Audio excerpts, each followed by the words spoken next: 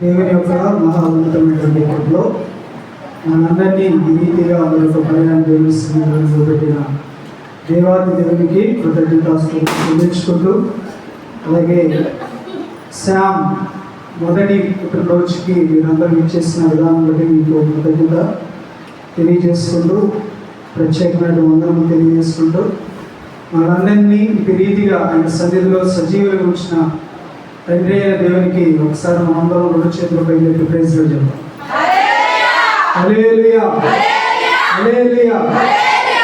దేవుని యొక్క కృపలో మనం చూసినట్లయితే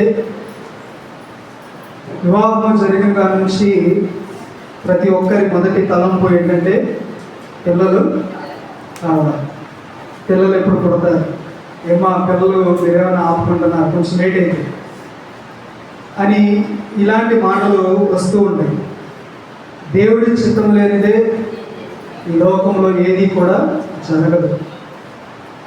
కాకపోతే దేవుడి గురించి తెలిసిన వాళ్ళు కూడా కొంత బాధపడుతూ ఉంటారు. ఆయన చిత్తంలో ఏంటి మా మీద లేదా అన్నటువంటి ఆలోచన కలిగి ఉంటారు. ఏదేమైనప్పటికీ దేవుని కృపలో ఒనేసిము అన్నకి ఇచ్చినటువంటి అద్భుతమైనటువంటి స్వాస్థ్యము మన ముందు కనబడుతున్నది. దాన్ని బట్టి దేవునికి ఎంతైనా మనం కృతజ్ఞత కలిగి జీవించాలి. మనం చూస్తే కీర్తన గ్రంథము 127వ అధ్యాయము 3వ వచనంలో చాలా స్పష్టంగా దేవుని యొక్క మాటలు మనకు శ్రమిస్తుంది. కుమారులు యెహోవా అనుగ్రహించు స్వాస్థ్యము, ప్రైజ్ ది లార్డ్, గర్భఫలము ఆయన ఇచ్చు. ఇంకా కింద మాట్లాడుతున్నారు కదా, యవ్వన కాలం ముందు పుట్టిన కుమారుడు బలవంతుని చేతులని. ప్రైజ్ ది లార్డ్, హల్లెలూయా. కాబట్టి ఈ యొక్క వాక్య భాగం బట్టి మనం చూస్తే కుమారుడు యెహోవా అనుగ్రహించు. అయితే ఇక్కడ ఎక్కువ మంది ఎవరు కనబడుతున్నారు? కుమార్తెలు కనబడుతున్నారు. ఎవరు? దేవుడు పక్షపాతి అండి, కుమారులే స్వాస్థ్యం అన్నారు, మా గురించి అసలు ఏమీ చెప్పలేదు అని అంటారు. అయితే ఇక్కడ కుమారుడు అనేది ఒక పురుషుడిగా తీసుకోకూడదు, బిడ్డలుగా తీసుకోవాలి. Praise the Lord. అది స్త్రీ అయినా పురుషుడైనా కూడా దేవుడు అనుగ్రహించినటువంటి బహుమానముగా స్వాస్థ్యంగా మనం తీసుకోవాలి. కాబట్టి కొన్ని మన ఆలోచనలకే వస్తే కుమారుడిగా అయితే మరి ఒనేసిము గొప్ప స్వాస్థ్యమును దేవుని ద్వారా పొందుకుని ఉన్నాడు. అందుని బట్టి మనం దేవుని మహిమపరచాలి. అలాగే యవ్వన కాలం ముందు పుట్టినటువంటి కుమారుడు బలవంతుని చేతిలోని. అయితే ఇంకా యవ్వన కాలంలోనే ఉన్నారు ఇరువురు కూడా. అటు ఒక మంచి బాణముని వారి యొక్క అంబుల బొద్దులో నింపుకొని ఉన్నారు. అందుకు కారణము దేవుని యొక్క కృప. ఆ కృపను బట్టి మనము ఎంత దేవుడిని స్తుతించినా కూడా అది తక్కువే. అయితే దేవుడు మనం ప్రేర్ చేసాం, దేవుడు ఇచ్చాడు, దేవుడు అనుగ్రహించాడు అని కృప లేకుండా ఏమి జరగదు. కాబట్టి ఒక స్వాస్థ్యమును మనకి ఇచ్చారు కాబట్టి ఆ స్వాస్థ్యమును కుటుంబంలో ఉంచాలి, ఆ స్వాస్థ్యము సమాజంలో పెరగాలి, అదే స్వాస్థ్యము దేశంలో కూడా పెరగాలి. కాబట్టి ఈ స్వాస్థ్యము అందరూ మెచ్చుకునే విధంగా, ఈ స్వాస్థ్యము అనేక మందికి ఆశీర్వాదకరముగా, ఈ స్వాస్థ్యము అనేకుల యొక్క దృష్టిలో ఒక వెలుగుగా కనపడాలంటే దాని యొక్క మొదటి ప్రాధాన్యత ఎవరిదంటే తల్లిదండ్రులు. Praise the lord. ఎవరిదండి?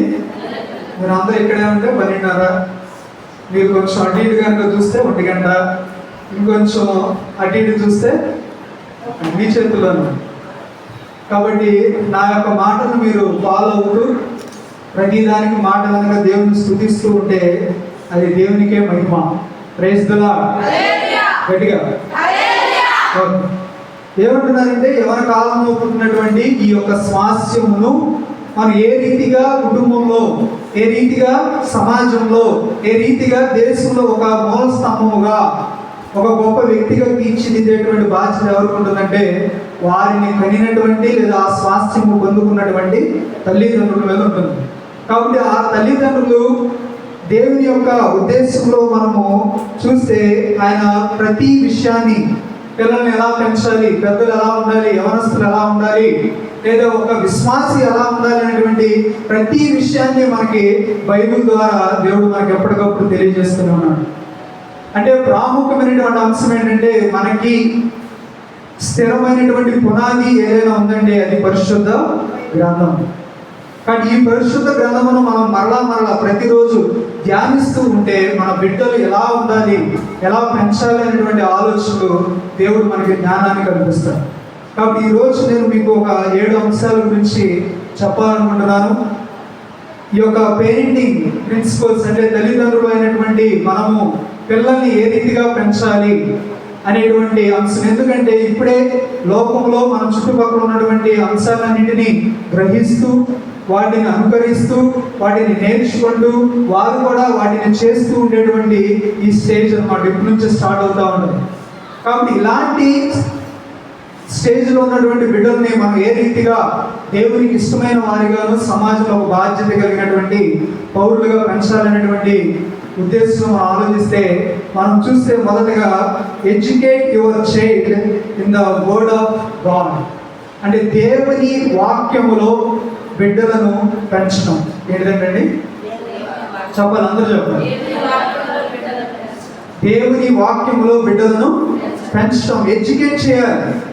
ఎడ్యుకేట్ చేయడం అంటే మేము చదివిస్తున్నామండి, శ్రీ పారాయణ, శ్రీ చైతన్యాలు మేము చదివిస్తున్నాం, మరి డబ్బులు చాలా ఖర్చు పెట్టి మేము చూస్తున్నాం. అనేక సందర్భాల్లో వాడికి ఎగ్జామ్స్లో మార్కులు రాకపోయినా మేము మరీ ట్యూషన్స్ పెట్టి మరీ చెప్పిస్తున్నాం. ఇది కాదు దేవుడు మాట్లాడేటువంటి ఎడ్యుకేషన్. ఆ విద్య గురించి దేవుడు మనతో మాట్లాడలేదు. వాళ్ళు కూడా కొన్ని మన ఇళ్ళ మధ్యలో కొన్ని చోట్ల ఉండదు.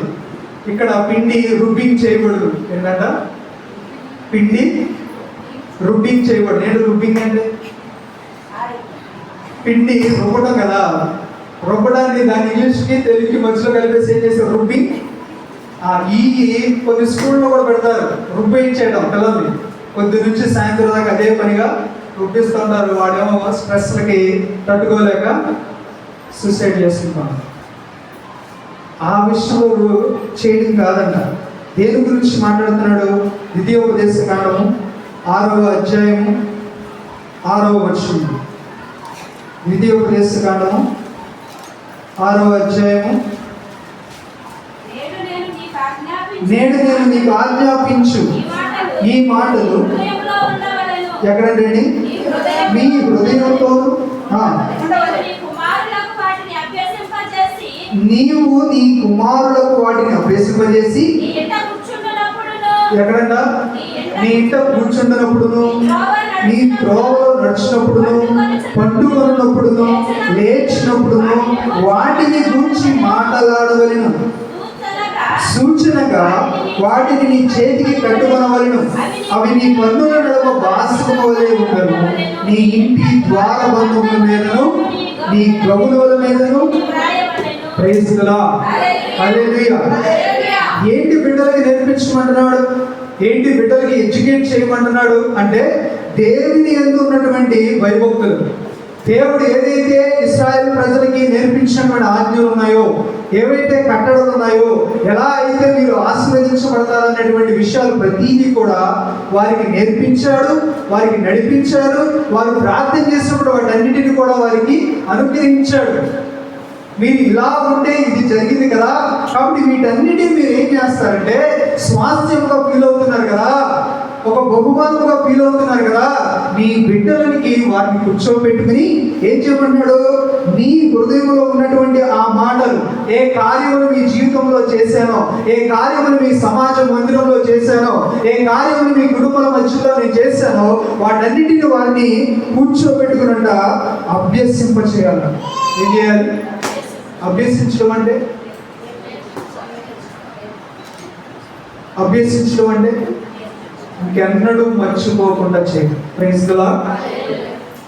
నీవు నేర్పించేటువంటి ఆ యొక్క దైవ జ్ఞానం అనేటువంటి మాటలు వాడి జీవితంలో మర్చిపోకూడదు. నా తల్లి ఇలా ఉంది, నా తండ్రి ఇలా ఉన్నాడు, వారు ప్రార్థిస్తూ ఇది పొందుకున్నారు, ప్రతి క్షణంలో వారు ధైర్యము కోల్పోలేదు, దేవుడికి ప్రతీది స్తుతికి గీతాలు పాడుచు కృతజ్ఞత స్తుతులు చెల్లిస్తూ వారు దేవునికి ఎంతో దగ్గరగా ఉన్నారు. అంటే నేను దేవునికి దగ్గరగా ఉంటే దేవుడు నా మొర కూడా ఆలకిస్తాడనేటువంటి ఒక అభ్యాసం వారికి మీరు చేయాలి. ఇంకేమంటున్నాడు? నీ ఇంట కూర్చుంటున్నప్పుడు, నీ త్రోవను నడుచినప్పుడు, కూర్చున్నప్పుడు మనం మాట్లాడుతూ ఉంటాం, అనేకమైనటువంటి మాటలు మాట్లాడుతూ ఉంటాం. కొన్ని పిల్లలు మన దగ్గరే ఉన్నారు, అవి మాట్లాడకూడదని తెలిసి కూడా కొన్ని మాటలు మాట్లాడేస్తూ ఉంటాం. వాడికి ఆ మాట అర్థం అవ్వకపోవచ్చు, కానీ ఆ మాట నేర్చుకుని కొంచెం పక్కకి వెళ్ళి వాడితో సముజ్జులుగా ఉన్నటువంటి పిల్లలతో ఆ మాట ఉపయోగిస్తాం. లేదా బాగా వాడితో చదువుగా ఉన్నటువంటి తాతతోనో మామతోనో వాడు ఏమంటాడండి ఆ మాటలు అంటూ ఉంటాడు. వాడు ఏం నోటి మీద చేరేసుకుని, ఏంట్రా ఎక్కడ నేర్చుకున్నావు ఈ మాటలన్నీ, ఏంట్రా ఏం పెరుగుతున్నారు, ఎవరైనా నీకు నేర్పించింది అంటారు. వీళ్ళు ఏమంటారంటే నువ్వే నేర్పించావేమో అని తల్లిదండ్రులు, మామూలు తాతలేమో లేదు నీ దగ్గరే ఉన్నాడు కదా అని వాళ్ళ అంటే ఇలాగా ఒకళ్ళ మీద ఒకళ్ళ నెపం వేసుకుంటున్నారు. కానీ దేవుని గురించినటువంటి మాటలు వారు అలకటం లేదు. తల్లిదండ్రులు దౌర్భాగ్యమైనటువంటి క్రైస్తవులు అనేటువంటి మన జీవితాల్లోనే ఇవన్నీ జరుగుతూ ఉన్నాయి. మన బిడ్డల్లోనే మనం తెలియకుండానే వారు మనం చూస్తున్నారనేటువంటి స్పృహను కోల్పోయి ఒక చిన్న విషయంలో ఉన్న భార్య భర్తలో, ఇంట్లో ఉన్నటువంటి తల్లిదండ్రుల మధ్యలో ఒక చిన్న గొడవ లేదా ఒక మనస్పర్ధ వల్ల అనేకమైనటువంటి మాటలతో మనం చిన్న పిల్లలకి తెలియకుండానే వారికి నేర్పించేస్తాం. కాబట్టి కూర్చున్నప్పుడు, పడుకున్నప్పుడు, నడుస్తున్నప్పుడు వాటిని నువ్వు వారికి అభ్యసింప చేయాలి అని. మన 11వ అధ్యాయం కూడా చూస్తే 19వ వచనంలో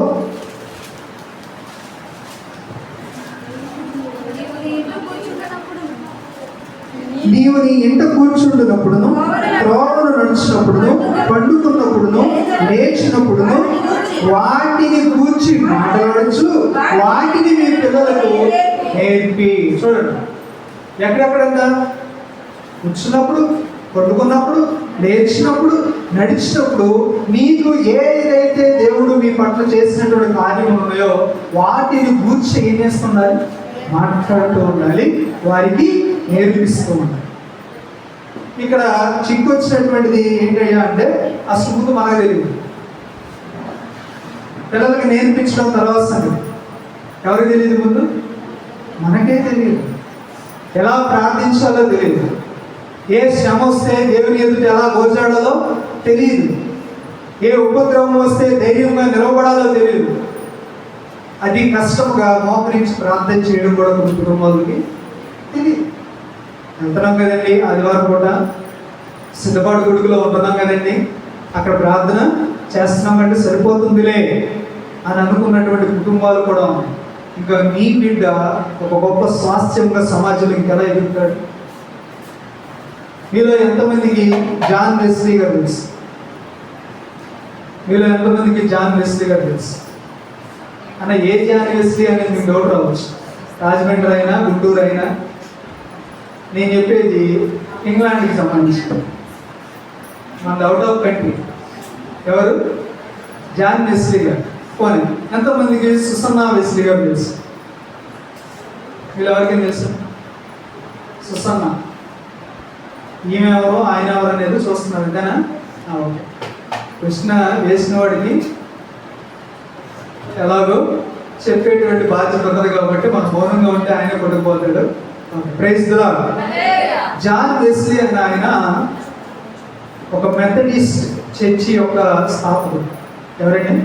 మెథడిస్ట్ చర్చెస్ ఏవైతే ఉన్నాయో అన్నిటి యొక్క స్థాపకుడు ఎవరంటే జాన్ వెస్లీ గారు.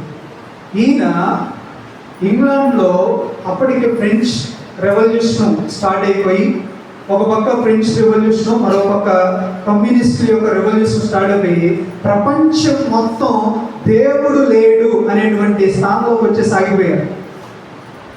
దేవుడు లేడు అనేటువంటి ఆలోచనలోకి వచ్చేసి ప్రపంచం మొత్తం అయితే ఫ్రెంచ్ విప్లవం ద్వారా ప్రభావం చెందుతుంది, లేదా కమ్యూనిస్ట్ వల్ల ప్రభావం చెందుతుంది. మీరు కమ్యూనిస్ట్ అంటే ఎవరని మీరు అడగవచ్చు. మీకు ఇంకా చాలా ఈజీగా అర్థం అవడానికి రీసెంట్గా మన DCM ఆయన ఒక మాట అన్నాడు ఏంటంటే, మా నాన్నగారు పెద్ద కమ్యూనిస్టు, ఆయన ఎవరు దేవుడు దెయ్యాలు ఉన్నాయని నమ్మడు, దీపారాధన చేసుకుంటే మా నాన్నగారు వెళ్ళి సిగరెట్ తెప్పించుకున్నాడు, మా నాన్న కమ్యూనిస్టు భావాలు కలిగిన వాడు అని డొక్క వేస్తున్నాడు. ఇంకో పక్కనేమో ఇంకో ఆయన బ్రదర్ అంటాడు, మా నాన్న నిష్ట కలిగినటువంటి కదా. అంటే ఎలా మనుషులు మభ్య చేస్తున్నారు చూడండి. ఈ కమ్యూనిస్టు వ్యవహారాలు కూడా ఇంతే. దేవుడు అసలు లేడనేటువంటి ఆలోచన కలిగిన వాళ్ళు కమ్యూనిస్ట్. ప్రపంచం మొత్తం ఆ యొక్క కమ్యూనిస్ట్ ప్రభావానికి, ఫ్రెంచ్ ప్రభావానికి గురవుతున్నప్పుడు ఒక్కడు నిలవబడ్డాడు, ఆయనే జాన్ వెస్లీ. దేవుడు ఒక్కడు నిలవబెట్టుకుని ఆయన యొక్క స్వార్థ ప్రసంగముల ద్వారా ఎంటైర్ యూరోప్ కాంటినెంట్ మొత్తం కూడా ఈ యొక్క ప్రభావానికి గురవకుండా దేవుడిని మాత్రమే సేవించినటువంటి కంట్రీగా మిగిలిపోయింది, కాంటినెంట్గా మిగిలిపోయింది. ప్రైజ్ ది లార్డ్, హల్లెలూయా. ఇప్పటికీ ప్రపంచం నలుమూలల మొదట సువార్త జర్నీ సెకండ్ స్టార్ట్ అయ్యిందంటే ఆ యూరోప్ కాంటినెంట్లో నుంచి, ఐరోపా ఖండంలో నుంచే సువార్తికులు అంటే ఇవాంజలిస్టులు మనకు బయలుదేరి అనేకమైనటువంటి చోట్లకు వెళ్ళి ప్రకటిస్తూ ఉన్నారు.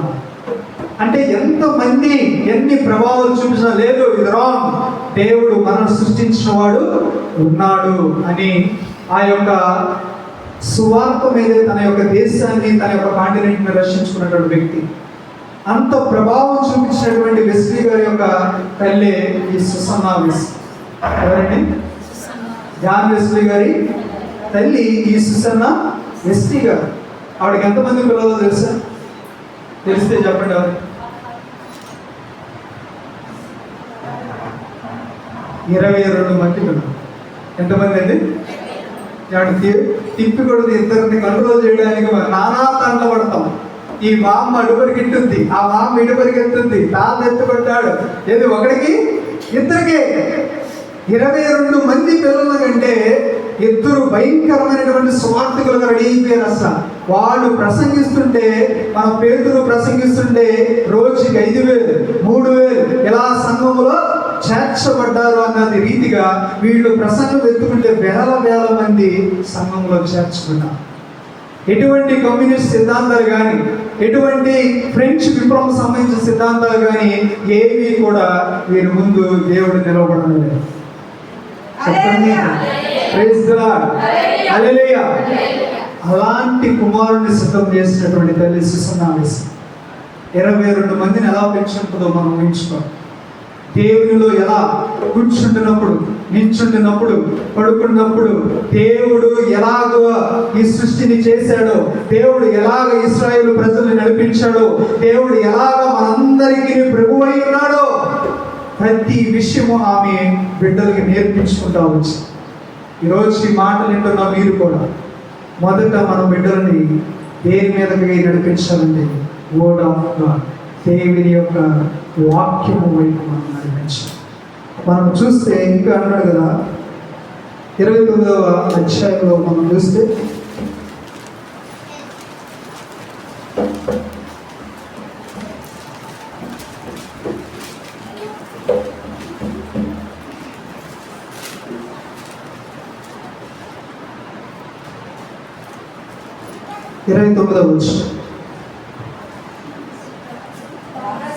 రహస్యములు మన దేవుడైన యెహోవాకు చెందును. అయితే మనము ఈ ధర్మశాస్త్ర వాక్యములన్నిటినీ అనుసరించి నడుచుకున్నట్లు బయలుపరచబడినవి ఎల్లప్పుడూ మనవియు మన సంతతియు వారి యొక్కనని. Praise the lord. మనకు వచ్చి చిక్కేంటంటే అర్థమైన విషయాలు, దేవా ఇది నాకు చెప్పు, ఇది నాకు చెప్పు అని అడుగుతా ఉంటాం. మరి నాయన అర్థమైన విషయాల్లో నువ్వు ఎలా ఉన్నావు? నువ్వు దాన్ని స్వతంత్రించుకుంటున్నావా? ఇలా చేస్తే దేవుడు ఆశీర్వాదము సమృద్ధితో నీ కుటుంబాలని, నీ తరములను ఆశీర్వదిస్తానన్నాడు కదా. మరి వాటి సంగతి ఏంటి? నీ బిడ్డలకు కూర్చున్నప్పుడు, నుంచినప్పుడు, నడిచినప్పుడు, పడుకున్నప్పుడు చెప్పమన్నా కదా, వాటి సంగతి ఏంటి? ముందు నీవేం చేస్తావంటే వాటి యందు నువ్వు దృష్టి ఉంచి ఏదైతే నీకు బయలుపరచబడినవో వాటిని నువ్వు స్వతంత్రించుకుని నీ తరములకు నీవు వాటిని అభ్యసించాలి. Praise the lord. తల్లిదండ్రులైనటువంటి వాళ్ళు మనం వాక్యాన్ని చదవాలి. వాక్యము ఈ పరిస్థితిలో, ఈ స్థితిలో మనకి ఏం నేర్పిస్తుందో మనము జ్ఞానాన్ని దేవుడిని అడగాలి. నీకు అర్థం అవ్వలేదు, అడుగు దేవుడిని. అర్థమైంది, ఎలాగ దీన్ని పాటించాలి, ఎలా నా జీవితంలో నెరవేర్చుకోవాలి, ఎలా నా యొక్క కుటుంబంలో నెరవేర్చుకోవాలని నువ్వు దేవుడిని అడుగు. అప్పుడు దేవుడు ఆయన కృప ద్వారా ప్రతిదీ నీకు అనుగ్రహిస్తాడు. కాబట్టి మొట్టమొదటిగా దేవుని యొక్క వాక్యంలో నీవు నీ బిడ్డలను చెప్పండి, బిడ్డలను ఏం చేయాలి? పెంచాలి. మొదటిగా దేవుని యొక్క వాక్యంతో మనము బిడ్డలను పెంచాలి. రెండవదిగా చూస్తే set an exemplar prayer life before your child. ఒక మాదిరి, ఒక ప్రార్థన చేసేటువంటి ఒక మాదిరిని నీ పిల్లల ముందు నువ్వు పెట్టాలి. Praise the Lord. ఎంతమందికి అర్థమైంది? నీవు చేసేటువంటి ఒక ప్రేయర్, ఒక మాదిరిని నీ బిడ్డ ముందు నువ్వు పెట్టాలి. అంటే నువ్వేం చేయాలి? ప్రార్థన చేయాలి. దినమున నువ్వు ఎన్నిసార్లు ప్రార్థన చేస్తున్నావు వాడు చూస్తాడు. ఎన్నిసార్లు నువ్వు ఏం మాట్లాడుతున్నావు అబ్జర్వ్ చేస్తాడు. నువ్వు మోకరిస్తే చెప్పండి మోకరిస్తాడు. నువ్వు కళ్ళు మూస్తే కళ్ళు మూస్తాడు. నువ్వు వందనములు చెప్తే, నువ్వు తిట్టితే డౌట్ లేదు, నో డౌట్. నువ్వు ఏది చేస్తే వాడది చేస్తాడు. మరి నువ్వు ఏం చేయాలి, నీ బిడ్డ ఏం చేయాలి నువ్వు కోరుకుంటావు. దేవుడు అంటున్నాడు కదా, ప్రార్థన మాదిరిని నీవు నీ బిడ్డకి నేర్పించు అంటున్నాడు. నువ్వు మోకరించి దేవుని ఎన్నిసార్లు ప్రార్థన చేస్తావు? తండ్రిగా నువ్వు ఎన్నిసార్లు ప్రార్థన చేస్తున్నావు? ఎలా ప్రార్థన చేస్తున్నావు కూడా చూస్తాడా? నీ నోటి మాట ఎన్నిసార్లు ఏ మాట పలుకుతుందో చూస్తాడా?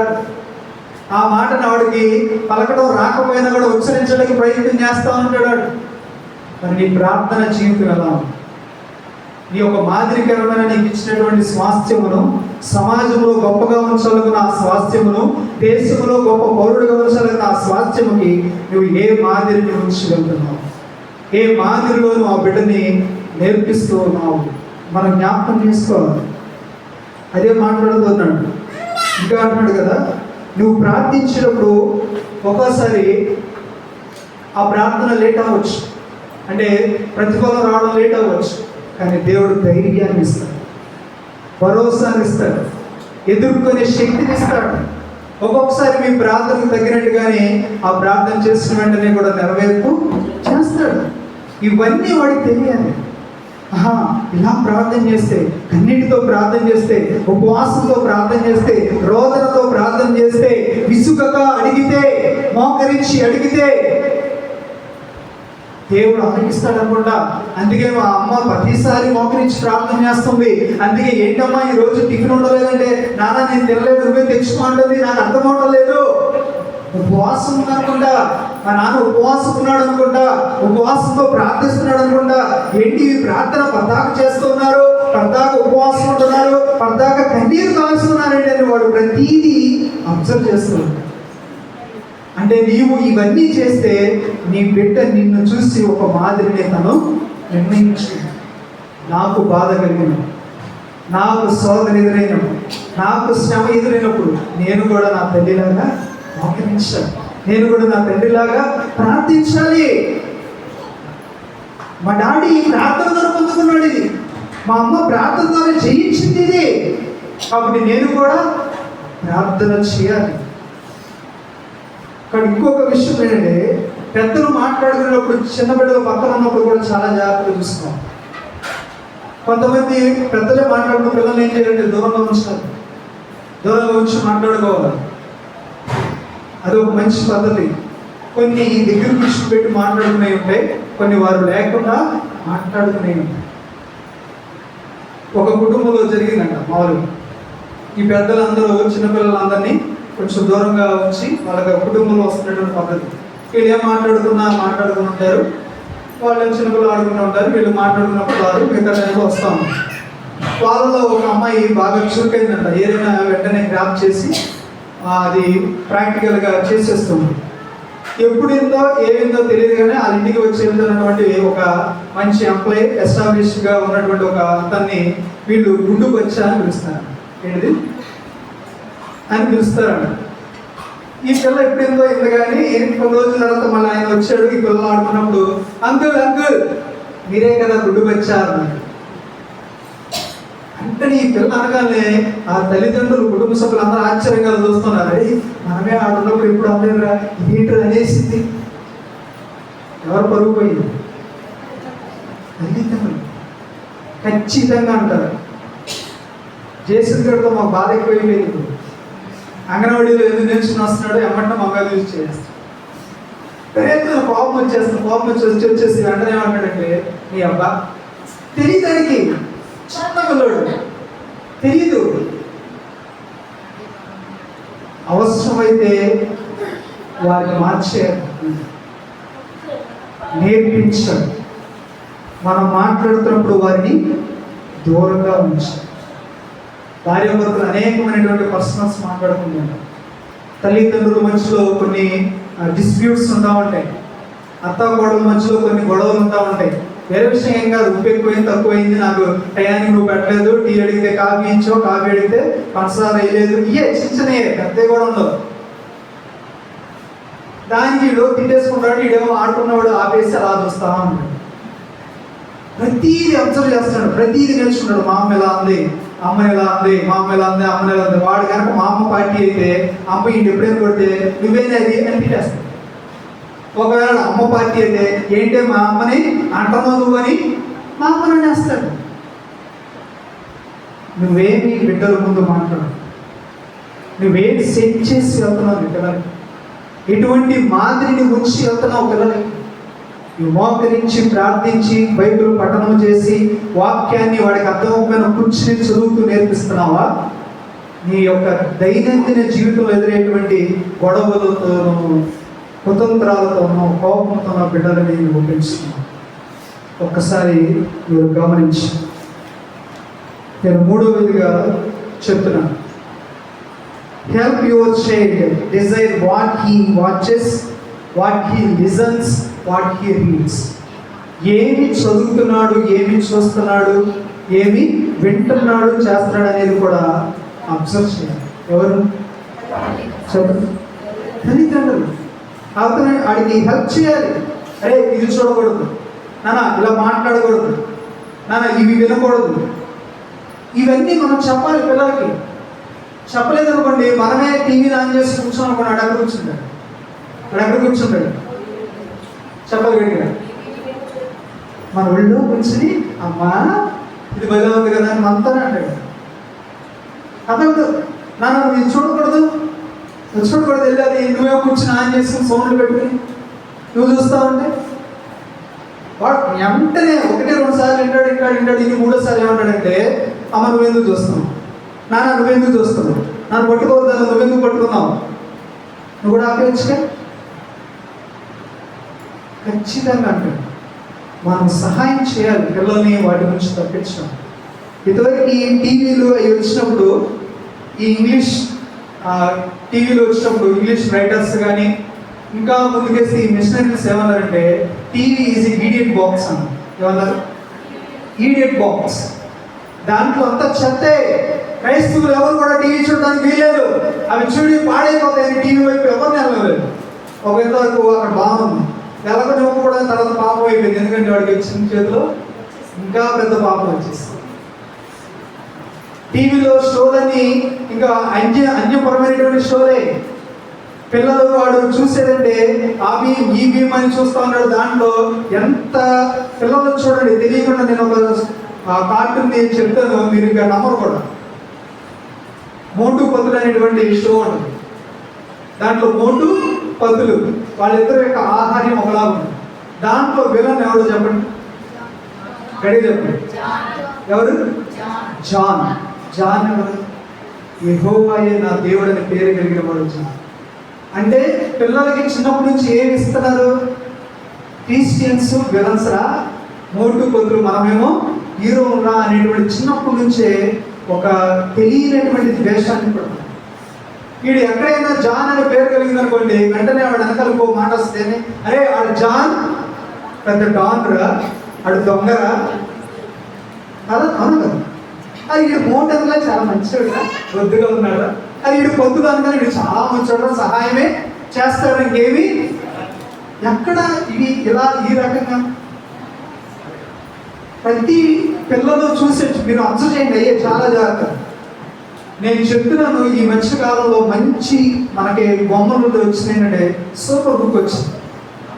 అసలు తల్లిదండ్రులు చెప్పని స్టోరీస్ కూడా ఎంత అందంగా చూపిస్తున్నారంటే, విశ్వాసము మీదే తప్ప మరి ఏ దేని మీద కూడా అక్కడ కొనసాగ ఎప్పుడు ఇచ్చిపోడు దేవుడు ఒక్కడే. ప్రైజ్ ది లార్డ్, హల్లెలూయా. అవి చూపించండి. క్రిస్టియన్స్ మూవీస్ ఉన్నాయి, క్రిస్టియన్స్ బొమ్మలు ఉన్నాయి. సూపర్ బుక్ ఉంది, తెలుగు ఉంది, ఇంగ్లీష్ ఉంది, చక్కటి బైబిల్ స్టోరీస్ ఉన్నాయి. అవి నేర్పించండి. వాటిలో మీరు చూడండి, పడిపోయిన వాడు ఎలా నిలబడాలి, తప్పు చేసిన వాడు ఎలా ఒప్పుకోవాలి, ఎలా దేవుడికి ఇష్టడుగా ఉండాలి, ఎలా తల్లిదండ్రులకి విధేయత ఉండాలి, ఎక్కడ మోసం చేయకుండా ఉండాలని ఇవే స్టోరీస్ తప్ప ఎక్కడ కూడా తన స్నేహితులు మోసం చేయాలి, ఎక్కడ డబ్బు సంపాదించాలి, ఎక్కడ దొంగతనం చేసేయాలి, ఎలా చంపేయాలి ఈ టీవీ షోలో మన ఆటలు ఎక్కడ కనబడుతుంది. అన్య టీవీ షోలు చూడండి, ఇవే ఎక్కువగా దొంగతనం చేయడం, అటు పట్టడం, అడగది హీరోలకు పోర్ట్రేట్ చేయడం. మరి వాడికి పశ్చాత్తాపం ఎక్కడ కలుగుతుంది? జీవితాంతం ఇంకా దొంగగానేనా? పాపం చేస్తున్నాడు పాప భీతితోనేనా? అది కాదుగా దేవుని యొక్క ప్రణాళిక. వాడు చేసినప్పుడు వెంటనే వాడిలో మనస్తాపం కలిగి మారు మనసు పొంది, ఏదైతే కలవరి సిలువలో నీ కొరకు ప్రభువైన యేసుక్రీస్తు కార్చిన రక్తం వచ్చినందుకు నీవు వస్తావు, అప్పుడు మరలా నీవు పరిశుద్ధపరచబడతావు నానా అని మన పిల్లలకి చెప్పాలి. వాక్యం నేర్పించాలి. వాడు ఏం చూస్తున్నాడో అబ్జర్వ్ చేయాలి. మనం రాగానే వాడు చూస్తుండే, మన ఏంటా ఏం చూస్తున్నావు అన్న ఇలా అంటాడు. ఏందమ్మా నువ్వు పెట్టిన పాటే, మరి నువ్వు పెట్టిన దేవుడి వాక్యమే. ఇక యవ్వనస్తుల దగ్గరకు వస్తే వస్తాను. పాస్వర్డ్లు కూడా తల్లిదండ్రులు తెలియదు. ఏ పాస్వర్డ్ పడతారు? ఇదిగోమ్మా పాస్వర్డ్ చూసుకొని ఇవ్వని అంటారు. తెలీదు. పేరెంట్ కంట్రోల్ ఉండదు ఫోన్ల మీద. ఏం నేర్పిస్తున్నాడు, ఏం చూస్తున్నారు, ఏం నేర్చుకున్నాడు అనేటువంటి అబ్జర్వేషన్ ఉండదు. ఏ బుక్ చదువుతున్నాడు, ఏ బొమ్మలు చూస్తున్నాడు. ఇప్పుడు మనం వెళ్తా ఉంటాం, వాల్ పోస్టర్ బోర్డు అని ఉంటాం, అటు చూస్తాడు. అవి చూసి కూడా ఇవి నేను చూడకూడదు అని తిప్పుకోగలిగేటట్టు నీ బిడ్డను పెంచితే ప్రేమిస్తున్నాను. హల్లెలూయా చెప్పండి అందరం గట్టిగా. నిద్రపోయే వాళ్ళు చెప్పండి. ఉన్నారు ఎవరు లేదు? Praise the Lord. వాడు పాపం చేసినప్పుడు ఇది పాపము, ఇది నేను చూడకూడదని తన హృదయాన్ని తిప్పుకునేటట్టు ఒక బిడ్డని తయారు చేయగలిగినటువంటి తల్లి ఉందంటే దేవుడు ఎంతో సంతోషిస్తాడు, ఎంతో ఆనందిస్తాడు. వాడికి చెప్పాలి, నుంచోబెట్టుకున్నప్పుడు, మాట్లాడేటప్పుడు, నడిచేటప్పుడు, నానా ఇది పాపము తెలిసింది, ఇది నేర్పించాలి. అప్పుడే నీకు ఇచ్చిన స్వాస్థ్యం ఒక గొప్ప స్వాస్థ్యముగా తయారు చేయడం. మనం చూడండి, మత్తయి సువార్త 6వ అధ్యాయం మనం చూస్తే 22వ వచనం. దేహమునకు దీపము కన్నే గనుక నీ కన్ను తేటగా ఉండిన యెడల నీ దేహమంతయు వెలుగుమయమై ఉండును. నీ కన్ను చెడినదైతే నీ దేహమంతయు. Praise the lord. ఏం చూస్తుంది నీ కన్ను? తల్లిదండ్రులుగా నువ్వేం చూస్తున్నావు? పిల్లవాడు ఏం చూస్తుండే నువ్వు చూస్తున్నావు? అరే నన్ను భలే చేసేవారో, భలే మాట్లాడేవారు అని అంటావా? వాడు మంచి చూస్తే అది వెలుగుగా వాడి జీవితాన్ని వెలిగిస్తుంది. ఆ కన్ను చెడ్డది చూస్తే వాడి జీవితము చీకటిమయమైపోతుంది. దానికి కారణం ఎవరు? తల్లిదండ్రులమైన మనం. అక్కడ ప్రతిదీ దేహమునకు కన్నే. మన కన్ను ఏది చూస్తుందో చూడండి. మనం ఏది చూడక మునుపు దాని మీద అటువంటి ఆలోచన కూడా రాదు. మనం చూసి దీర్ఘంగా దాని మీద చూస్తుంటే మనకు ఆలోచన కలుగుతూ ఉంది. అవ్వ ఆదాము సృష్టించబడినప్పుడు ఏదైనా తోటలో ఈ శాటన్ రాక మునుపు ఆ యొక్క మంచి పొలంలో తెలియనిచ్చేటువంటి చెట్లు లేదా? ఉందా లేదా? ఉన్నాయి. అప్పుడు ఎప్పుడు చూడలేదు వాటిని, చూస్తూనే ఉన్నారు. మరి ఎందుకు శాటన్ వచ్చినప్పుడు మాత్రమే చక్కటి మాటలు అక్కడ తన కన్నులకు అది సౌందర్యముగాను రమ్యముగాను? ఎందుకంటే ఆ పాపము లోపల ఉన్నటువంటి శాటన్ ఏం చేశాడంటే పాపాన్ని మైండ్లోకి ఎక్కిస్తూ ఉన్నాడు. మనం ఏం వింటున్నామో కూడా చాలా జాగ్రత్తగా వినాలి. ఏం చూస్తున్నామో కూడా చాలా జాగ్రత్తగా పిల్లల్ని గమనిస్తూ ఉండాలి. అప్పుడెప్పుడు కనబడినటువంటి ఆ ఫ్రూట్ అంట రమ్యంగా కనబడిందంట. చూడండి, అంటే మన చూపు పాపముల వైపు ఎలా కనబడుతుందో కాబట్టి పిల్లలు ఏం చూస్తున్నారు, ఏం వింటున్నారు, ఏం చదువుతున్నారు అనేది కూడా మీకు తెలియాలి. ఖచ్చితంగా తల్లిదండ్రులు అన్న వాళ్ళకి తెలియాలి. కాబట్టి నెక్స్ట్ మనం చూస్తే ఏం చెప్పాను నేను, ఏంటి మొదటి మాట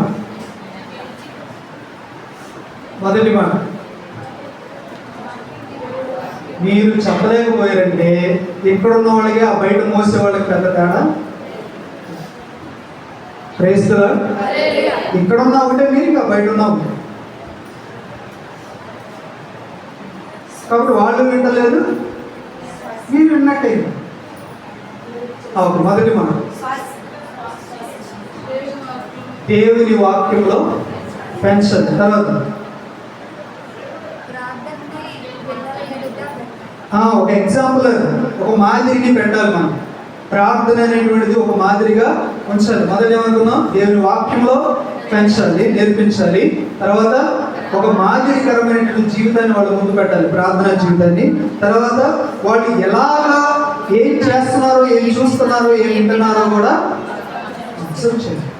ఈ 3 విషయాలు చెప్పారు. 4వ, guard your child from false food in the education system. అంటే ఏమి వింటూ వాళ్ళ యొక్క జీవితాన్ని నాశనం చేసుకుంటున్నారో విషయం మీద కూడా మనం కాపలాకాయ. అంటే వాడు ఎవరితో స్నేహం చేస్తున్నాడు, అదే ఎవరితో ఉంటున్నాడు, ఏం వింటున్నాడు అనేటువంటి విషయాలు కూడా మనకు తెలియాలి. అరే నాన్న ఈరోజు స్కూల్కి వెళ్ళావు కదా, ఈరోజు కాలేజీకి వెళ్ళావు కదా, లేదా ఈరోజు స్నేహితులతో వెళ్ళావు కదా, ఏం జరిగింది అంటే మామూలుగానే అడగమే. సిబిఐ ఎంక్వైరీ లాగా నేను తల్లిదండ్రుల్ని నాకు చెప్పాల్సిందే, ఇంకా ఎక్కడికి వెళ్ళాను సచ్చినా చెప్తాడు. పొరపాటు చెప్పాను. బాగా జరిగిందా ట్రిప్పు, ఇవాళ క్లాస్లో ఏం జరిగింది, ఇవాళ కాలేజీలో ఏం జరిగింది, ఏం నేర్చుకున్నాం, ఏమో పక్కన ఎప్పుడు అయ్యానా అన్నాను అనుకోండి. ఒకటి గుర్తుపెట్టుకోండి, పిల్లలు ఏ స్టేజ్లో ఉన్నారో తల్లిదండ్రులు ఆ స్టేజ్లో దిగిపోయి మాట్లాడారు. నిజం. వాడు యవనస్తుడైతే యవనస్తుడు స్టేజ్లో దిగిపోయి మాట్లాడారు. చిన్నపిల్లడు అయితే వాడు చిన్నపిల్లలాగానే మనం మాట్లాడాలి. పెద్దోడు అనుకోండి పెద్దోళ్ళలాగానే మాట్లాడాలి. నేను పెద్దోడు కాబట్టి చిన్నోడు కాబట్టి చిన్నోళ్ళగా నేను మాట్లాడదానని ఆ పెద్దోళ్ళగా మాట్లాడదాడు పొరపాటు కూడా చెప్పదు, భయపడిపోయి ఏం చేస్తాను అంటే వాడు కూర్చుని మాట్లాడి నాన్న ఏం నేర్చుకున్నావు, ఏంటి, ఎలా. తల్లి అక్కడ వంటగదిలో ఉన్నాను వీడు హాల్లోకి వెళ్ళి మాట్లాడుకునేటట్టున్నాడా, తండ్రి స్నానం చేస్తాడు కానీ వీడు కనపడకుండా బయట నుంచి బయట పారిపోయేలాగా ఉన్నాడా. అంటే నీకు బిడ్డలకు మధ్యలో ఎలాంటి సంబంధం ఉంది? నీ దగ్గరికి వచ్చి వెంటనే జరిగింది చెప్పేటటువంటి స్వాతంత్రం నువ్వు ఇస్తున్నావా? యేసుక్రీస్తు అంటాడు, ఏమంటాడంటే చిన్న బిడ్డలను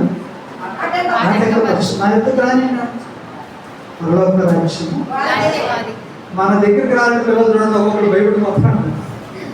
కొంతమందిని చూస్తే వస్తుందంటే రేట్ చేస్తారు, ఇదేం జరగదు ఇక్కడ కదా. రే నాన్న వస్తున్నాడు అంటే ఇది చేయమంటే పరిగెత్తుతాడు మంచిగా. అది అమ్మ వస్తుందని ఆడన్నాడు, ఈమెమో పరిగెట్టేస్తా ఉంటుంది కూతురు కదా. కాబట్టి మనం ఎలా ఉన్నాం, మనకి ఇష్టపూర్వకంగా బిడ్డలు మనతో స్పెండ్ చేసి చెప్పగలిగేటువంటి స్వాతంత్ర్యాన్ని మనం ఇస్తున్నామా? ఇస్తే వాడిని ఒక మంచి పౌరుడుగానే మనం దిగుతాం. లేదు వీడు అన్నీ జరిగిపోయిన తర్వాత తప్పు జరిగిపోయి దోషం జరిగిపోయి అని అతిక్రమమో ఏదైనా చేయకూడదు పని చేసిందా తెలిసిందనుకోండి, అప్పుడు అంటాం నా కొడుకులా అయిపోయింది, వాడు అడిగిందల్లా ఇస్తున్నాగా, అడిగిందల్లా కొంటనాగా, ఏది కావాలంటే తెచ్చేస్తున్నాగా. అది కాదు వాడు కోరుకునేది. నీతో స్నేహం వాడితో ఉండాలి. నువ్వు చెప్పే మాట వాడినాలి, వాడు చెప్పే మాట నువ్వు వినాలనుకుంటా ఉంటాడు. వాడు కాలేజీలోనో స్కూల్లోనో లేదా వాడి ఫ్రెండ్స్తో జరిగింది నీతో పంచుకోవాలనుకుంటా ఉంటాడు. కానీ నువ్వేమో ఒక గొప్ప తండ్రిగా బాధ్యతకరమైనటువంటి తండ్రిగా అయినాడా ఇలా పోతలకి కదా, ఇలా అవతలకి పళ్ళు చెడగొట్టేస్తావేంటి అని ఇలా అంటూ ఉంటారు. చూడండి మన వృద్ధాప్యంలోకి వెళ్ళిన తర్వాత అరే నాన్న నాకు ఇది కావాలనుకో, అప్పుడు ఆడంటాడు ఏమని, అమ్మప్పా ఎంతసేపు ఇదే ఏంటి నీకు పోతలకే వద్దనే కొద్దిగా ఇసుకిచ్చేస్తావేంటి నువ్వు, నీకేం అర్థం అవ్వట్లేదు నేనేం చేస్తున్నాను కదా. ఇలాంటి మాటలు వస్తూ ఉంటాయి. కాబట్టి గమనించండి, మీ పిల్లలకి మీరే చెడు యొక్క ఆలోచనలు లేదా చెడు మాటల నుంచి వారిని సరైనటువంటి దారిలో పెట్టగలిగినటువంటి వాళ్ళు తల్లిదండ్రులు. ఇంగ్లీష్లో ఒక కొటేషన్ ఉంది. Mother is the first teacher. Mother is the first teacher. Teacher is the second mother. Teacher is the తల్లి మొదటి ఉపాధ్యాయురాలు. తల్లి నేర్పించాలి, నాన్న ఎలా ఉండాలి, ఏం చేయాలి, ఏంటి, ప్రతి ఒక్కటి నేర్పించాలి. ఇంకో చోట అయితే అమ్మ మీరు పనులు కాకుండా మీకు అనుగ్రహించబడిన బిడ్డలను పెంచుటలో మీరు జాగ్రత్త కలిగి ఉండండి అని. మీరు బయటికి వెళ్ళి తెగ సంపాదించి పెట్టేయాల్సింది ఏమీ లేదు, కానీ నీ బిడ్డలని సరైన మార్గంలో పెంచగలిగేటువంటి బాధ్యత తల్లి మీద ఇచ్చాడు దేవుడు. కాబట్టి తల్లే మొదటి టీచర్. తర్వాత స్కూల్లోకి వెళ్ళాక ఇంకో పేరెంట్ అవుతారు వాళ్ళే, ఎందుకంటే ఎక్కువ సమయం ఇంకా వాళ్ళు అక్కడే ఉంటారు కాబట్టి టీచర్స్ తల్లులాగా ఆహరిస్తాం. నీ బిడ్డని నేను ఎలాగా ఉంచుతున్నాను. 5వ మాట చెప్తున్నాను, see that your child is always engage a good work. మన పిల్లలు ఖాళీ సమయాల్లో మంచి పనులు చేయడానికి మనం ఎంకరేజ్ చేయాలి. ఏం చేయాలి? వాడు ఖాళీగా ఉంటున్నాడు అని అనేసరికి మనం ఏదో ఒక మంచి పనిని వాడికి అప్పచెప్పాలి. లేకపోతే వాడు ఖాళీగా ఉన్నాడు అనుకోండి, మనం ఎవరే ఎక్కడ ఉంటో మన ఇల్లు వస్తున్నాడు ఇల్లు పీకి పని చేస్తాడు. అలా కాదు, వాడు కూర్చోపెట్టుకుని వాడికి అర్థమయ్యేటట్టు ఒక మంచి పని చేస్తూ ఉండాలంట.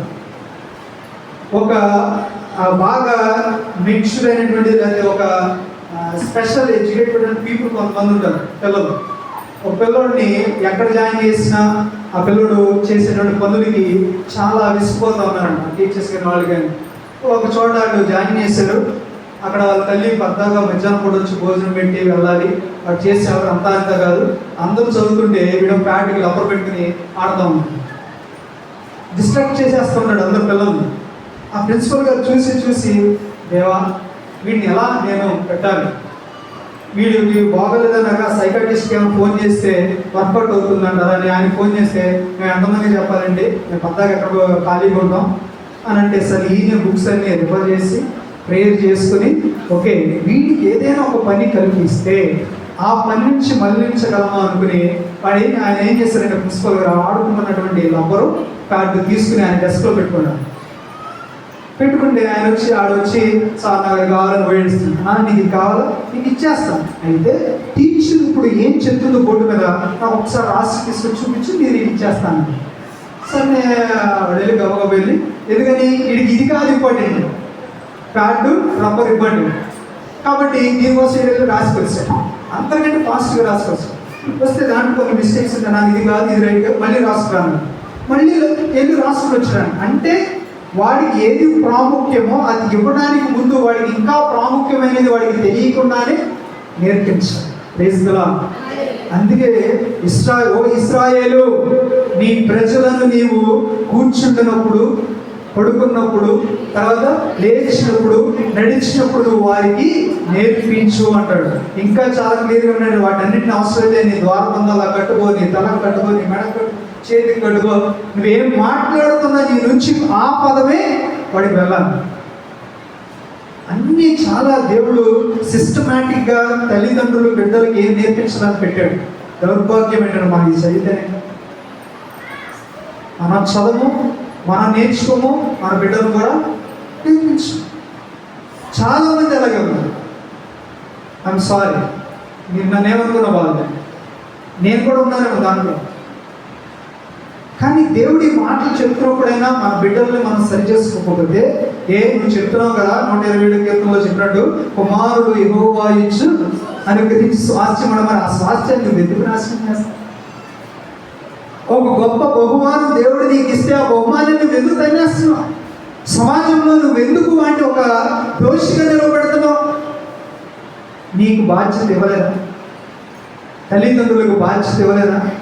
దేవుడు నీ చేతిలోనే పెట్టాడు కదా, తన స్వాస్థ్యమును నీ చేతుల్లోనే పెట్టాడు కదా.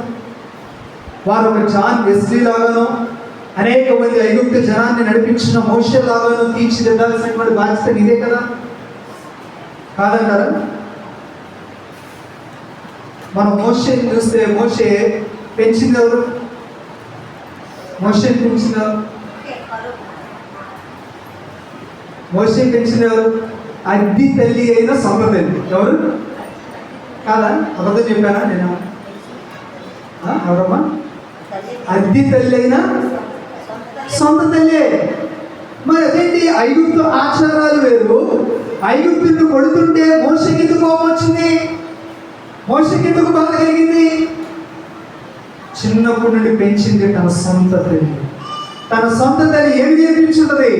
అయ్యా, మన దేవుడు ఆయన, ఈ సృష్టిని సృష్టించినటువంటి ఏకైక దేవుడు, ఉన్నవాడు, అనువాడు, నిన్న నేడు ఏకరీతిగా ఉన్నవాడు, మన మోకరిస్తే మన ప్రార్థన ఆలకించిన వాడు, నిర్దోషముగా జీవించినప్పుడు మన పక్షమనే వ్యాజ్యమాడిన వాడు. నీవు ఎప్పుడూ కూడా ఆయన విడిచిపెట్టదు. ఆయన పెంచి బట్టి కదా, పాలతో పోషించి నడిచినప్పుడు, కూర్చున్నప్పుడు, పెంచినప్పుడు కదా. మరి ఐగుప్తుడైన పిలువబడినప్పటికీ కూడా తన యొక్క వ్యక్తిత్వము హెబ్రీయుడు వలె ఉన్నది. అందుకే తోటి హెబ్రీయుడికి నష్టం కలిగితే తనకే కలిగిందని తను ఆ పని చేసి నీ బిడ్డకి నువ్వేం నేర్పిస్తావు? దేవుని గురించిన విలువలు ఏమి నేర్పిస్తావు? వాడు అదే నేర్చుకున్నాడు. ఏం నేర్చుకున్నాడు? నువ్వు నేర్పించుకున్నా ఒక స్టేజ్ వరకే. వాడు చేయి దాటిపోయిన తర్వాత అయ్యో ఉపయోగం ఉండదంటారా? ఉండదు, ఖచ్చితంగా ఉండదు. కాబట్టి జ్ఞాపకం చేసుకోండి, గైడ్ యువర్ చైల్డ్. కాబట్టి నేను 6వ వచనంలో చెప్తాను, guide your child to choose his friends. మనమే ఎటువంటి స్నేహితులను ఏర్పరచుకోవాలో నిర్ణయించాలంటే ఇది మాత్రం చాలా కష్టం. మనమే ఎటువంటి స్నేహితులతో వాడు స్నేహం చేస్తున్నాడో మనం తెలుసుకోవాలి, మనం గైడ్ చేయాలి. ఎలాంటి స్నేహితులను వాడు ఎంచుకుంటాడో మనం చూస్తే సామెతల గ్రంథము 22వ అధ్యాయం 24వ వచనం. సామెతల గ్రంథము 22వ అధ్యాయం 24వ వచనం. కోపచిత్తులతో సహవాసము చేయకము, క్రోధము గలవారితో పరిచయము కలిగి ఉండకము. ఎందుకు దేవుడి మాటలు చెప్తున్నాడు? వాడికి ఏం తెలుసు ఎవడు కోపస్తుడో, ఎవడు కోపోద్రేకం కలిగిన వాడో, ఎలాంటి మూఢత్వం కలిగిన వాడో వాడికి ఏం తెలుసు? కాబట్టి నువ్వు సహాయం చేయాలి. అవసరమైతే అమ్మా నీ పిల్లవాడు ఎక్కడికి వెళ్ళాడంటే ఒక్కొక్క తల్లి అంటది, బయలు అంటది. ఏమంటదంటే వాడు ఫ్రెండ్ దగ్గరికి వెళ్ళాడు. ఎక్కడికి చెప్పండి గట్టిగా? ఫ్రెండ్ దగ్గరికి వెళ్ళాడు. ఎవరో ఫ్రెండ్ తెలియదు, సిగ్గు లేదు. నీ పిల్లవాడిని ఎక్కడ పంపిస్తున్నావు నీకు తెలియకపోతే ఎలా? ఫ్రెండ్ పేరు తెలియదండి, ఇల్లు తెలియదు, ఫోన్ నెంబరు తెలియదు, ఎలా పంపించావు? వాడు ఎక్కడెక్కడ తిరిగి వస్తున్నాడు నీకు ఎలా తెలుస్తుంది? ఎలాంటి వాడితో స్నేహం చేస్తున్నాడో నీకు ఎలా తెలుస్తుంది? కాబట్టి గైడ్ యువర్ చైల్డ్. మీ బిడ్డలను నీవు గైడ్ చేయండి, తెలియచేయండి, చెప్పండి ఎలాంటి వాడితో స్నేహం చేయాలి. దేవుడు స్పష్టంగా కోపోద్రేకము కలిగిన వాడితో సహవాసం చేయకూడదు, వద్దు అలాంటి వాడితో. ఎందుకంటే వాడు నాశనం అయిపోగా వీడు కూడా నాశనం చేస్తాడు. దేవుడు అంటాడు కోపపడు కానీ ఈ కోపం కలిగిన వాడు ఎక్కువ మంది ఏంటంటే పాపానికి ఎక్కువ వెళ్ళిపోతారు. అందుకే దేవుడు కాసి పెట్టాడు, మరి పడితే పడ్డావు కానీ పాపం మాత్రం. కానీ చాలా మంది కోపంలోనే పాపం చేసేస్తారు. కానీ నీ బిడ్డకి నువ్వు ఏం నేర్పిస్తున్నావు ఒకసారి జ్ఞాపకం చేస్తావు. చూస్తే అదే సామెతల గ్రంథం 18వ అధ్యాయం 24వ వచనం. బహుమంది చెలికాండ్రు గలవాడు నష్టపడును, సహోదరుని కంటే ఎక్కువగా అత్తియుడు స్నేహితుడు కలడు. Praise the lord. అరే ఎంతమంది నీకు స్నేహితులు? ఎంతమంది? వీడు 10 మంది అన్నాడు అనుకో, 20 మంది అన్నాడు, అరే ఇదే బెటరా నీకంటే, వీడు 100 మంది నీకే బెటరా, ఇంకా బెటర్. నేను నా స్టూడెంట్స్ కూడా చెప్తా ఉన్నాను. వాడు ఒకడు అన్నాడు కదా, ఒక ప్యాడ్ మీద ఒక ఐడి నెంబర్ రాసి పాస్ చేస్తున్నాడు ఒక్కొక్కడికి. ఇక అమ్మాయికి ఇచ్చి ఇది నన్ను పాలు అన్నాడు. నేను టోస్ట్లో ఇదంతా చూసి ఏంటంటే తీసుకున్నాను. ఆ పెద్దోళ్ళు 10th తీసుకురా. ఏం లేదనే ఇది ఐడి నెంబర్ అని. ఏం ID number? Instagram ID number అని. ఎవరు ఇచ్చారా? మాది కదా నా ఆడిదే అన్నాడు. ఆడిది మీ దగ్గరికి ఎందుకు వచ్చింది అన్న అంటే వాడు ఫాలో అవ్వమని చెప్తున్నాడన్నా, అందుకే మేము తీసుకున్నాం సార్ అని. అరే ఏంట్రా ఎందుకు ఫాలో అవ్వమన్నా ఇది రాదని అనిపించింది. కూర్చోండి. ఏంట్రా సార్, మా స్కూల్లో ఒకటికి 500 మంది ఫాలోవర్స్ ఉన్నారు. నేను 500 ఒకటి చేస్తే రేపు పొద్దున ఆడుతుంది నా మొహం చూపించుకున్నాను, లేకపోతే నేను ఓడిపోయినట్టు. కాబట్టి అందుకే ఫాలో అవ్వమన్నా. అసలు ఆడపిల్లలతో నీకు సంబంధం ఏంట్రా అన్న. లేదు అక్కోళ్ళే కదా అన్నయ్య అన్నాడు. అక్కోళ్ళేరా అయినా ఆడతో నీకేంటి పని అని అన్న. పేరు ఆడు చదివేది ఏంటంటే 7th క్లాస్ అవుతుంది. ఏ క్లాస్? 7th క్లాస్లో అడిగే ఉంది చెప్పండి. Instagram ID A class? వీళ్ళు ఉన్నారు రుజువు. నేను అబద్ధం ఆడుతున్నాను అనుకుంటే వాళ్ళకే ఇచ్చి అక్క ఫాలో అవ్వండి ఫాలో అవ్వండి ఫాలో అవ్వండి. ఏది నేను అడిగినప్పుడు అక్క, లేకపోతే ఫాలో అవ్వకపోతే ఈ స్టోరీ వీడు చూడాలి, లేకపోతే ఏదో స్టోరీలన్నీ వాడు చూడాలి, ఈ నచ్చిన ఇంకొకరికి షేర్ చేయాలి, వాడు ఇంకొక కామెంట్ పెడతాడు, ఈ కామెంట్లో పెద్ద యుద్ధమే జరుగుతుంది. మీకు గుర్తుందో లేదో ఇన్స్టాగ్రామ్లో ఈ గొడవల వల్ల విజయవాడలో యవనస్తులు కొట్టుకుని చచ్చిపోయింది. నారా నువ్వెంతో చూస్తున్నారు విజయవాడ నడి బోట్లో 2019-20 మధ్యలో కొట్టుకుని చచ్చిపోయింది. వీడు అన్నాడు, వీళ్ళ అక్క అయితే ఇంకొక మాట అన్నది, నా ఇన్స్టాగ్రామ్ కానీ ఫాలో అవ్వకపోతే రేపు పొద్దున ఆమె పిలిచి కొట్టిస్తాను. ఎవరినంట? వేరే ఊరోళ్ళు. ఇదేంటమ్మా అంటే, సార్ మరి ఫాలో అవ్వండి ఫాలో అవ్వండి ఎలా సార్? ఏంటి పిల్లలు మీరు ఎలా పెంచుతున్నారు? తెలియకుండా ఫోన్ వాళ్ళకి ఎందుకు ఇస్తున్నారు?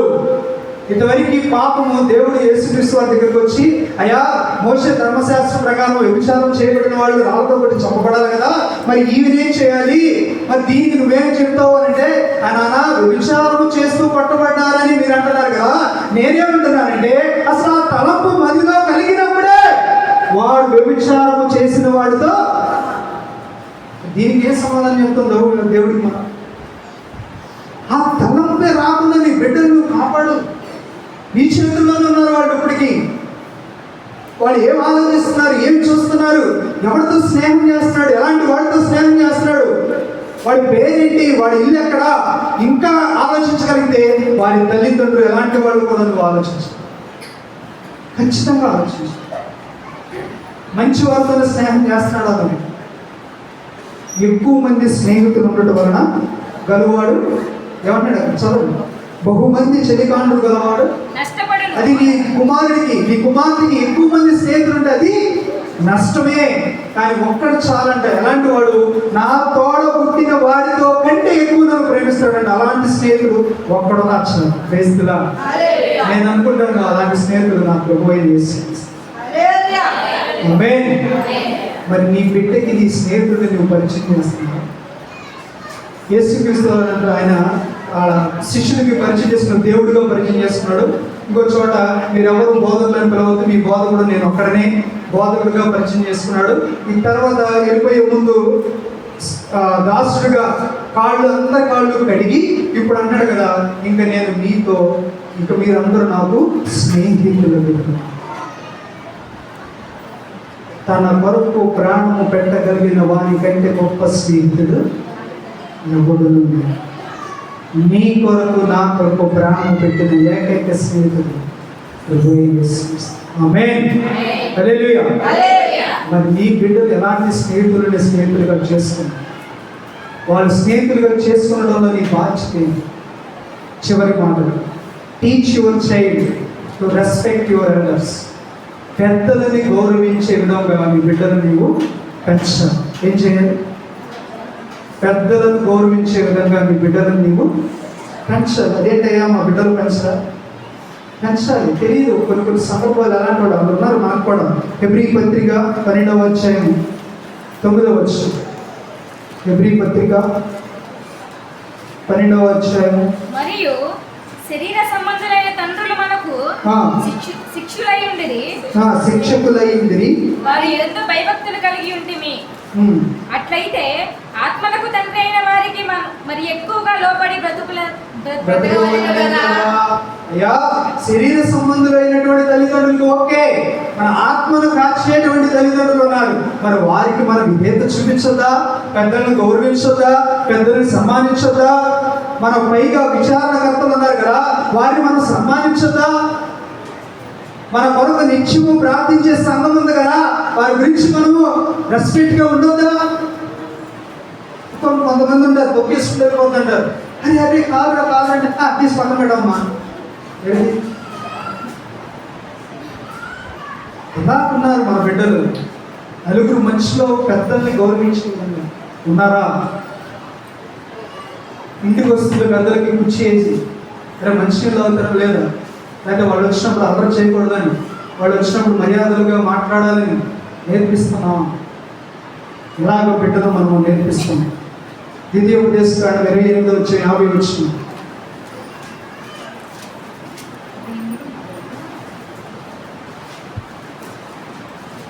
28:50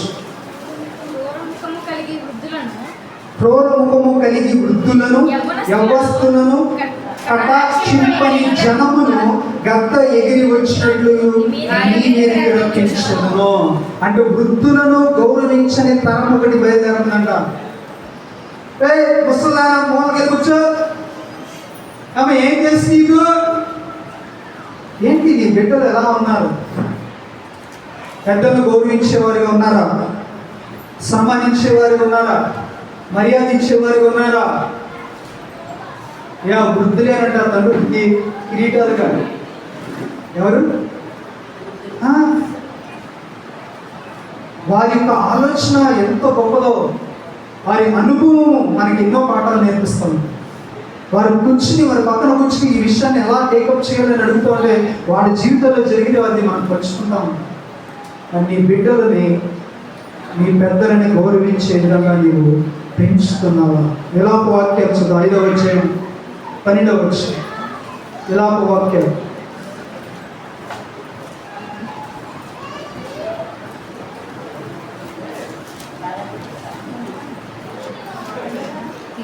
5వ అధ్యాయం 12వ వచనం.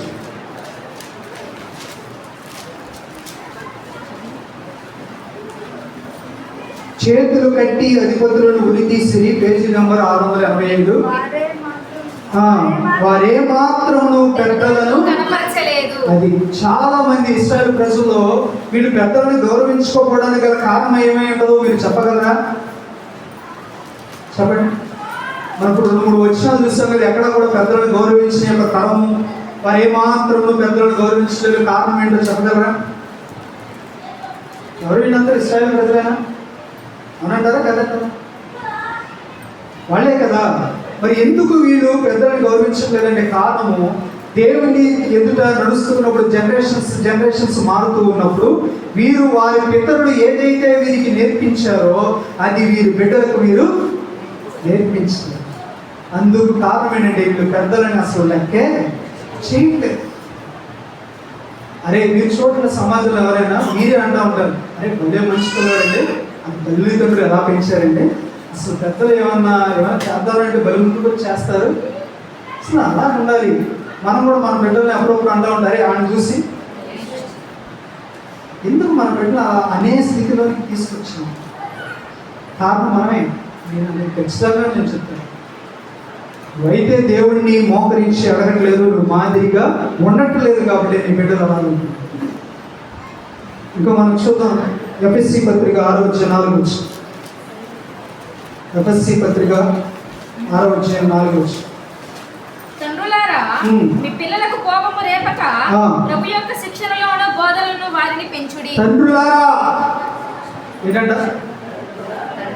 తండ్రులారా, మీ పిల్లలకు కోపము రేపక ప్రభు యొక్క శిక్షణలను బోధనలను. మా తల్లిదండ్రులు మనకే దేవుడు చెప్తున్న మాట ఏంటంటే, దేవుని యొక్క చిత్త ప్రకారం మా బిడ్డలను పెంచడం. సామెతలు కదా చివరి భాగం 23:14. 23వ అధ్యాయం 14. బెత్తముతో వారిని కొట్టిన యెడల పాతాళమునకు పోకుండా వారి ఆత్మను నీవు తప్పించెదవు. 22:15. 6 వచ్చి 22:6. వాడు నడవవలసిన త్రోవను వారికి నేర్పుము. వాడు పెద్దవాడైనప్పుడు దాని నుండి తొలగిపోడు. Praise the lord. బాలుడు నడవవలసిన త్రోవను వానికి నేర్పుము, వాడు పెద్దవాడైనప్పుడు దాని నుండి తొలగిపోడు. నేర్పించే బాధ్యత తల్లిదండ్రులదే, నేర్పించే బాధ్యత కుటుంబ సభ్యులదే. నీవు గనక నీ బిడ్డలని ఈ రకంగా కనుక పెంచితే వాడు ఒక మంచి పౌరుడుగా అవుతాడు. సమాజం బాగుంటుంది. సమాజం బాగుంటే దేశము బాగుంటుంది. దేశం బాగుంటే దేవుడికి అంతకంటే గొప్ప విషయం ఏమీ లేదు. నీవు ఫెయిల్ అయితే నీ పిల్లవాడు ఫెయిల్ అవుతాడు, సమాజం ఫెయిల్ అవుతుంది, దేశం నాశనం. కాబట్టి బిడ్డలను మనము వాడి పాతాళమునకు పోకుండా మనము వారిని శిక్షకు గురి చేయడం అంటే నేర్పించడం ద్వారా వారిని తప్పించిన వారి బాధ్యత మనందరి పట్ల. దేవుడి కొద్ది మాటలు మన విడుగులో దీవించిన దాకా ప్రార్థన చేసుకుందాం. అందరూ కలిసి ఎవరు